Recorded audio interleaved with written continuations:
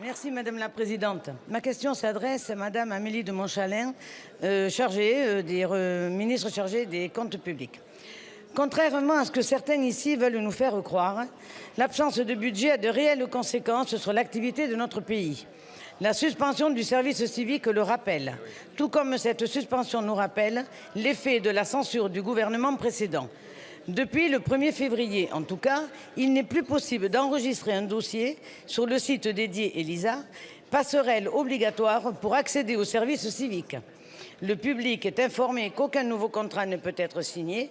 Sans budget, la machine est grippée, le dispositif suspendu.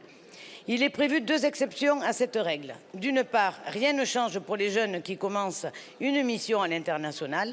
D'autre part, les missions du service civique prévues à Mayotte se dérouleront normalement. Mais au total, ce sont 5000 jeunes environ qui sont impactés et se demandent si leur projet reste accessible. Nous savons tous dans cet hémicycle à quel point le service civique est important. C'est non seulement l'expression des engagements de la jeunesse qu'il faut saluer et encourager, mais c'est aussi un levier d'insertion pour celles et ceux qui sont éloignés de l'emploi. Alors oui, censurer un gouvernement sur la base d'une loi de finances, ne pas doter la France d'un budget a des conséquences pour les Français. Notre pays a besoin d'un budget. Celles et ceux qui pensent que cet enjeu est accessoire se trompent. Les Français attendent de nous une grande responsabilité. Ils ne nous demandent pas d'être irresponsables.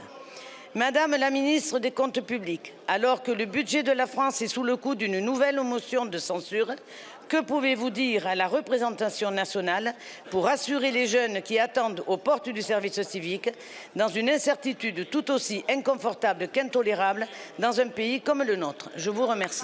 Merci beaucoup Madame la députée. La parole est à Madame Amélie de Montchalin, ministre en charge des Comptes publics.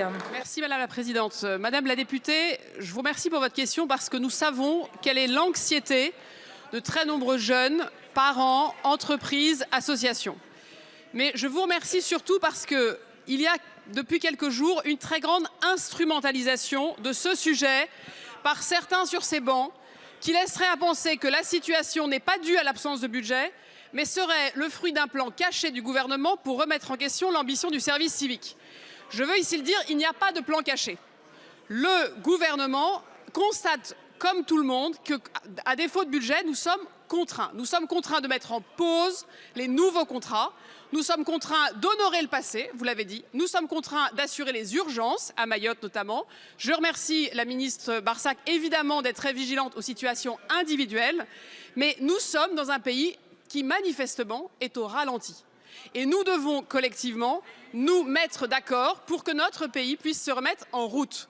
Dans la CMP et dans le compromis que je veux saluer par ceux et celles qui, de manière responsable, de manière engagée, ont trouvé un compromis. Il y a 580 millions d'euros de budget pour le service civique. Il y a donc le financement pour 150 000 contrats, qui est strictement le même nombre qu'en 2024. Mais oui, il est vrai, et je me tourne vers ces bancs, sans budget, notre pays est à l'arrêt. Où sont les recrutements pour les greffiers? À l'arrêt. Où sont les nouvelles places d'EHPAD? À l'arrêt. Où est le soutien pour les agriculteurs? À l'arrêt. Où sont les 18 millions de Français qui doivent voir potentiellement leur impôt augmenter? À l'arrêt. Donc nous avons ici une immense responsabilité collective et je veux vous en remercier.